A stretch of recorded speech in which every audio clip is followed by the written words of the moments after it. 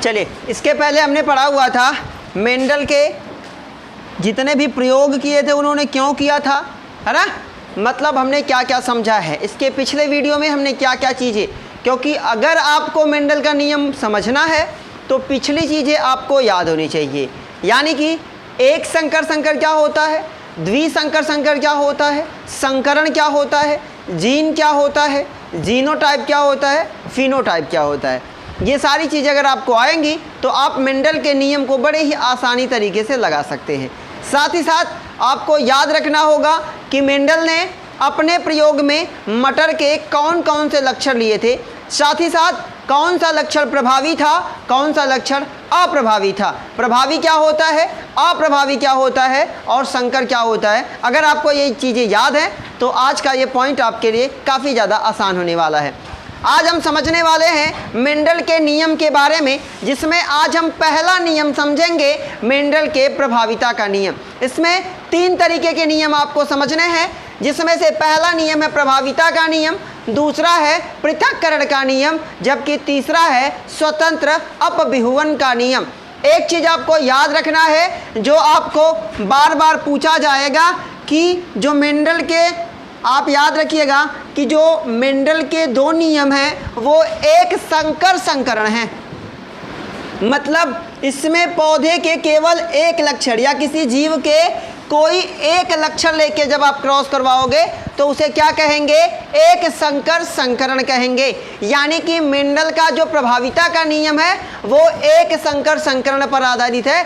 यानी कि इस नियम में, इस क्रॉस में हमें केवल पौधे के केवल एक ही लक्षण लेने हैं, आपको ये ध्यान में रखना है। तो क्रॉस आप किसी का भी करवा सकते हैं, लेकिन याद रखना एक संकर संकरण का मतलब क्या होता है।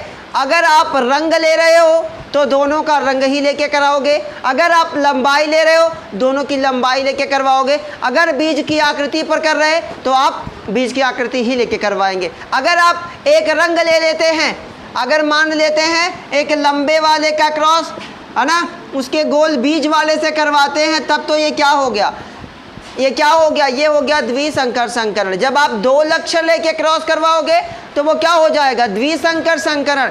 लेकिन इसीलिए मैंने आपको बताया कि मेंडल के जो 2 नियम, पहले के जो 2 नियम है, यानी कि प्रभाविता का नियम और पृथक्करण का नियम, ये एक संकर संकरण पर आधारित है। इसका मतलब केवल एक ही लक्षण लेके क्रॉस करवाना है। प्रभाविता का नियम, नाम से समझने की कोशिश करें क्या कह रहा है यह नियम। प्रभाविता मतलब इसमें वही दिखाई देगा जो प्रभावी होगा। आप क्रॉस करके समझ सकते हो इस पॉइंट को। तो चलते हैं, समझते हैं इस पॉइंट को। पहले नियम में क्या किया था मेंडल ने, पहले नियम में उन्होंने पौधे के दो अलग अलग लक्षण वाले पौधे का क्रॉस करवाया था। ये आप याद रखेंगे, प्रभावी अप्रभावी आपको जरूर याद होना चाहिए। तो ये क्या है बेटा, ये है शुद्ध लंबा, जबकि इसका जस्ट अपोजिट क्या है, ये है शुद्ध बौना। शुद्ध लंबा और शुद्ध बौना आपको लिखना कंपलसरी है। क्यों लिखना ज़रूरी है, क्योंकि आगे जब आप क्रॉस करोगे तो आप लिखोगे संकर लंबा। तो संकर लंबा, लंबा दोनों में फ़र्क होता है, शुद्ध लंबा संकर लंबा में भी फ़र्क होता है, वो आप समझोगे। तो पहला नियम क्या कहता है कि जब 2 अलग अलग लक्षण वाले पौधों के बीच, जब 2 अलग अलग लक्षण वाले पौधों के बीच हम परस्पर क्रॉस करवाते हैं, हम परस्पर संकरण करवाते हैं। तो देखो ये शुद्ध लंबा और ये क्या है, ये शुद्ध बौना, इन दोनों में लक्षण एक ही है ना। दोनों में क्या चीज़ें ली गई है, लंबाई ली गई है। दोनों में क्या लिया गया है, लंबाई, पौधे की लंबाई, तना की लंबाई ही लिया गया है। इसका तना लंबा है और इसका तना क्या है, छोटा है। इसका मतलब ये एक संकर संकरण हुआ ना। तो जब पौधे के एक लक्षण, जब पौधे के कोई एक लक्षण लेके क्रॉस करवाते हैं तो वो एक संकर संकरण हो जाता है। यहाँ तक पॉइंट क्लियर है ना। तो आगे समझते हैं क्या कहता है मेंडल का नियम। कहता है कि जब पौधे के, जब 2 अलग अलग लक्षण वाले, लेकिन लक्षण कैसे होने चाहिए, एक संकर संकरण मतलब एक जैसे होने चाहिए। जब दो विपर्यासी, दो अलग अलग लक्षण वाले, यानी कि एक शुद्ध लंबा एक शुद्ध बहुना का जो हम क्रॉस करवाते हैं, हम संकरण करवाते हैं, तो यहाँ हमें क्या प्राप्त होता है? F1, यानी कि प्रथम पीढ़ी।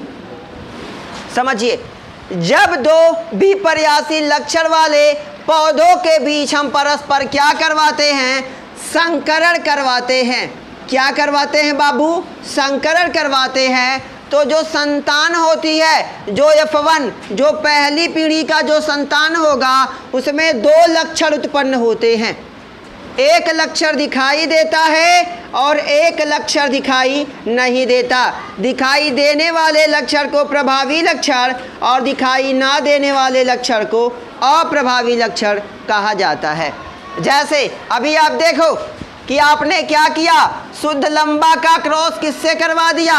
शुद्ध बहुने से करा दिया। तो यहाँ आपको जो युग्मक मिला, यहाँ अगर आप इस युग्मक को तोड़ोगे तो देखो, अभी मैं आपको दूसरे तरीके से बताऊंगा। यहाँ अगर आप युग्मक को तोड़ोगे ना, ये समयुग्मकी है, ये भी क्या है? समयुग्मकी। जब दोनों जीन समान हो तो उसे क्या कहते हैं?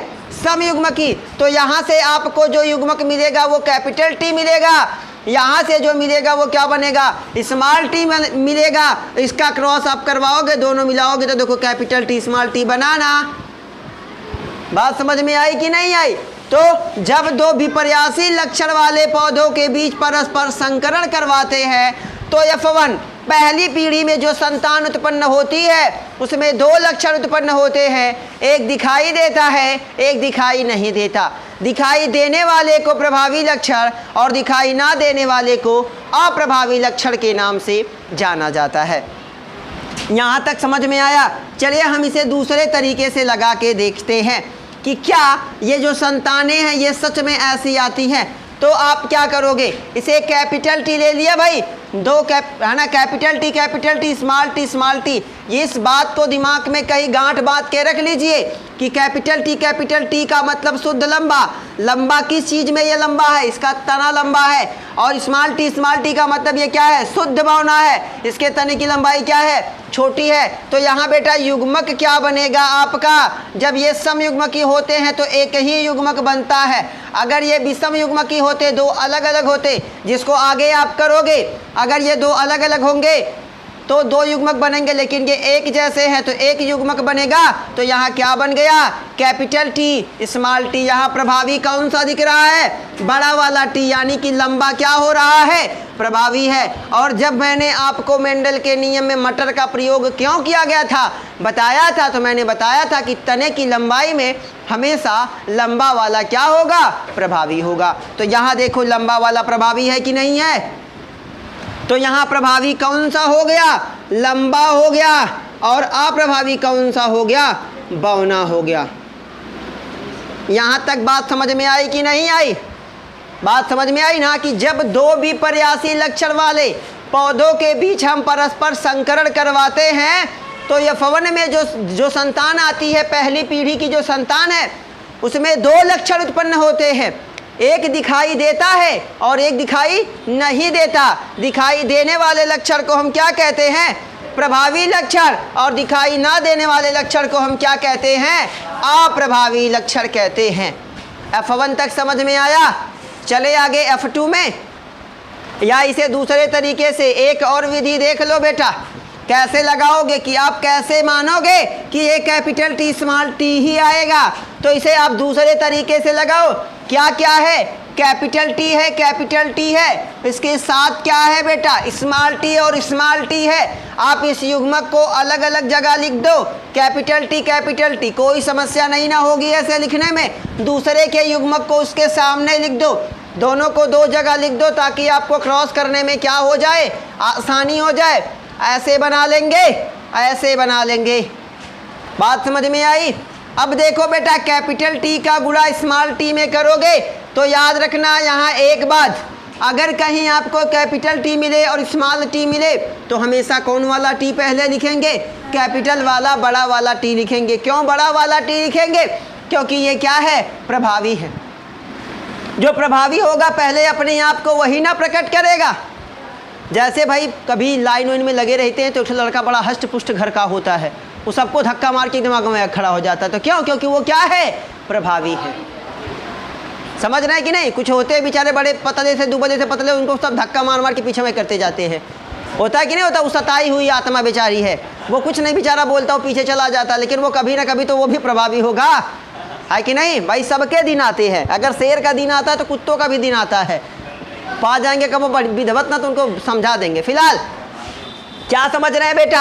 ये देखिए, शुद्ध लंबा शुद्ध बौना दोनों का युग्मक लिख दिया। देखो कैपिटल टी का गुणा स्मॉल टी में करेंगे तो कैपिटल टी स्मॉल टी, और कैपिटल टी का गुणा फिर स्मॉल टी में करेंगे तो कैपिटल टी और स्मॉल टी, फिर कैपिटल टी का गुणा स्मॉल टी में करेंगे तो कैपिटल टी स्मॉल टी, फिर कैपिटल टी का गुणा स्मॉल टी में करेंगे तो कैपिटल टी। यानी कि देखो हर जगह कौन प्रभावी है? लंबा वाला है ना। यही तो मेंडल कहना चाहते थे कि जब कभी भी विपर्यासी लक्षण वाले पौधों के बीच परस्पर क्रॉस करवाओगे तो हमेशा तुम्हें कौन सा लक्षण दिखने वाला है? प्रभावी लक्षण दिखने वाला है। इसीलिए तो इसे कहा गया प्रभाविता का नियम। हमेशा कौन सा लक्षण दिखने वाला है? प्रभावी लक्षण। अप्रभावी रहेगा लेकिन वो प्रकट नहीं होगा। वो कब प्रकट होगा, कैसे प्रकट होगा, आप उसे आगे विस्तार से समझते जाओगे। बात यहाँ तक समझ में आ गई कि नहीं आ गई? अब यहाँ तक आ गई तो F1 निकाल लिया तो लगे हाथ बेटा F2 भी निकाल लो। F2 निकालने का मतलब क्या होता है? एक रूल है, याद रखना। अगर कभी भी आपको दे दिया जाए F2 निकालो तो F2 का मतलब क्या होता है? अब देखो यहाँ निकालता हूँ।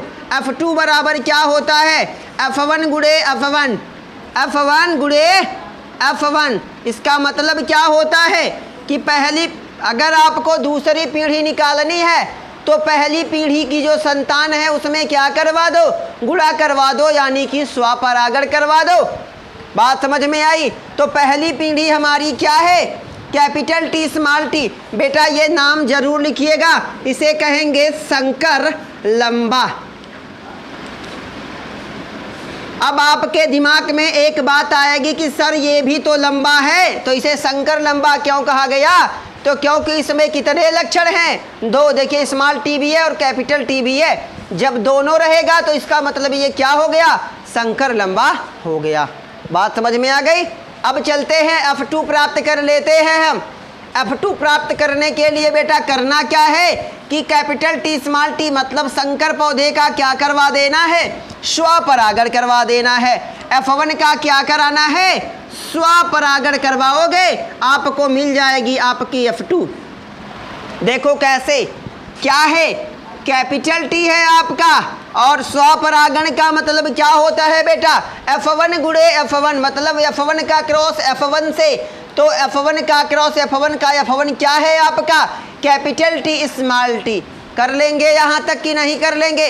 अब अगर देखो एक चीज़ और दिमाग में रखो, ये समयुग्मकी है या फिर विषम युग्मकी है? ये क्या है? विषम युग्मकी है। कैसे विषम युग्मकी है? आप देखो दोनों जीन क्या हैं? अलग अलग हैं। एक कैपिटल टी है और एक क्या है? स्मॉल टी है। देखो एक कैपिटल टी है, एक स्मॉल टी, इसमें भी वही चीज़ें हैं। तो जब विषम युग्मकी होते हैं तो युग्मक कितने बनते हैं? दो बनते हैं। कितने बनते हैं बेटा? दो बनते हैं। तो यहाँ से एक निकालो कैपिटल टी और दूसरा क्या निकालो? Small T. यहाँ का निकालोगे क्रॉस करके तो एक युग्मक क्या बनेगा? कैपिटल टी, दूसरा क्या बनेगा? Small T. यहाँ तक किसी को कोई दुविधा है? नहीं है तो आगे चलो और आसान होने वाला है। अब क्या करना है बेटा? पहले वाले का क्रॉस कर देना है पहले वाले टी से। इसका मतलब यहाँ क्या बनेगा? कैपिटल टी बनेगा। क्या बनेगा? Capital T. दोनों टी कैपिटल बनेगा। यहाँ तक कोई समस्या नहीं ना है? अब यहीं देखिए ये क्रॉस थोड़ा सा क्रिटिकल हो जाता है कई लड़कों के लिए, तो देखिए कैसे बनाया जा रहा है। अब कैपिटल टी का अगर आप क्रॉस स्मॉल टी से करोगे तो क्या बनेगा? कैपिटल टी स्मॉल टी बनेगा। यहाँ तक कोई समस्या नहीं ना है? पहले का क्रॉस खत्म। अब दूसरे का क्रॉस करवाएंगे पहले से, तो दूसरे का क्रॉस हो गया बेटा पहले से। देखो स्मॉल टी का क्रॉस कैपिटल टी से हो रहा है। तो आप जानते हो हमेशा कौन वाला दिखेगा? प्रभावी वाला। तो यहाँ कौन प्रभावी है? कैपिटल टी और स्मॉल टी। ठीक है, बातें समझ में आ रही हैं कि नहीं आ रही हैं? आ रही है ना? तो कैपिटल टी स्मॉल टी हो गया। अब दूसरे का इससे करवा दीजिए तो क्या बना बेटा? स्मॉल टी और स्मॉल टी। आपने देखा होगा, आपने पढ़ा भी होगा कि जब संकर पौधे का स्वपरागण करवाते हैं तो संतानें 3:1 या फिर 1:2:1 के अनुपात में प्राप्त होती हैं। अब बात समझ में आएगी कि भाई ये 3:1 कैसे हुआ, साथ ही साथ 1:2:1 कैसे हुआ। तो ध्यान दीजिए, अब एक चीज़ यहाँ पे गलतियाँ करते हैं सभी लोग, इसका नाम नहीं लिखते, वो नाम हो जाएगा। अगर नाम नहीं लिखेंगे तो आपका नंबर कट जाएगा बाबू। ये भी है संकर लंबा और ये भी क्या है? संकर लंबा, क्योंकि हमने क्या किया है? हमने स्वपरागण किया है, क्रॉस कर दिया। ये क्या बना बाबू? ये बना शुद्ध लंबा। और ये क्या बना? ये बना बाबू संकर लंबा। ये क्या बना? ये भी बना संकर लंबा। और एट लास्ट वाला क्या बना? ये बना शुद्ध बौना। बातें समझिए, कहना क्या चाहता है कि जब किसी भी दो विपरीत लक्षण वाले पौधों के बीच परस्पर क्रॉस करवाते हैं या F1 पीढ़ी में जो जीव है उसमें दो लक्षण उत्पन्न होते हैं, एक लक्षण दिखाई देगा और एक दिखाई नहीं देगा। दिखाई देने वाले को प्रभावी लक्षण, दिखाई ना देने वाले को अप्रभावी। यहाँ प्रभावी लंबा हमें प्राप्त हो गया, अप्रभावी हमें कौन सा प्राप्त हो गया? बौना प्राप्त हो गया। ये तो ठीक है। अब F2 अगर निकालना है तो उसी का स्वपरागण करवा दीजिए। स्वपरागण का मतलब वही चीज़ है दोबारा। तो आप क्रॉस कर दिए, आपको क्या प्राप्त हो गया? F1 F2 प्राप्त हो गया। इसे क्या कहेंगे बेटा? इसे कहेंगे F2। क्या कहेंगे? F2। F2 का मतलब क्या होता है? दूसरी पीढ़ी।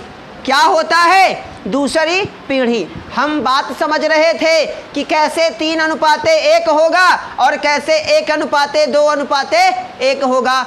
तो बेटा ध्यान दो, शुद्ध लंबा कितना है? शुद्ध लंबा कितना है? 1।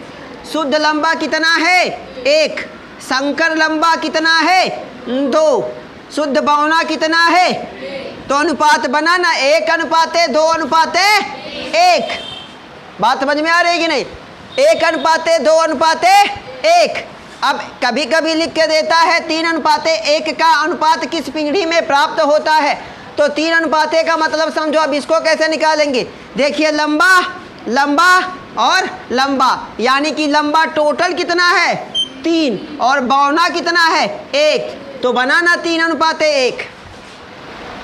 अगर शुद्ध की शुद्धता की बात करें तो शुद्ध कितने बने? 2। एक शुद्ध लंबा, एक शुद्ध बौना और एक संकर बना। 2 संकर बने ना। तो 1:2:1 इस तरीके से। मतलब किसके आधार पे? शुद्धता के आधार पे देखेंगे तो ये कैपिटल टी शुद्ध हुआ, ये स्मॉल टी शुद्ध हुआ। चाहे बौना हो उससे नहीं मतलब है। शुद्ध का मतलब जिसके दोनों जीन एक जैसे हों, समान हो, जो समान जनक से प्राप्त हुए, मतलब इस जनक, ऐसे जनक से प्राप्त हो जिनका युग्मक क्या हो? समान हो, उसे आप शुद्ध कहोगे। बात समझ में आई कि नहीं? तो ये निकल गया क्या? आपका F2। ये है आपके प्रभाविता का नियम। फिर से एक बार ध्यान से देखिएगा कि बेटा नाम जरूर लिखिएगा। अगर नाम आप नहीं लिखोगे तो आपका नंबर कट जाएगा। जब दो विपर्यासी या विपरीत लक्षण वाले पौधों के बीच आप संकरण करवाओगे, F1 में 2 लक्षण उत्पन्न होंगे, एक दिखाई देगा, एक दिखाई नहीं देगा। दिखाई देने वाले को प्रभावी और दिखाई ना देने वाले को अप्रभावी। प्रभावी यहाँ हो गया लंबा, अप्रभावी हो गया बौना। F2 निकालने का रूल है, F2 बराबर क्या होता है? F1 multiply F1। F1 का गुणा F1 में कर दीजिए, यानी कि क्या करवा दीजिए? स्वपरागण करवा दीजिए। स्वपरागण हमने करवाया तो जो हमें संतानें हैं वो 1:2:1 या फिर हम यूँ कहें 3:1 के अनुपात में प्राप्त हुई। ये था आपका मेंडल का नियम। अगले वीडियो में हम जानेंगे पृथक्करण के नियम के बारे में। Best of luck, take care, bye bye.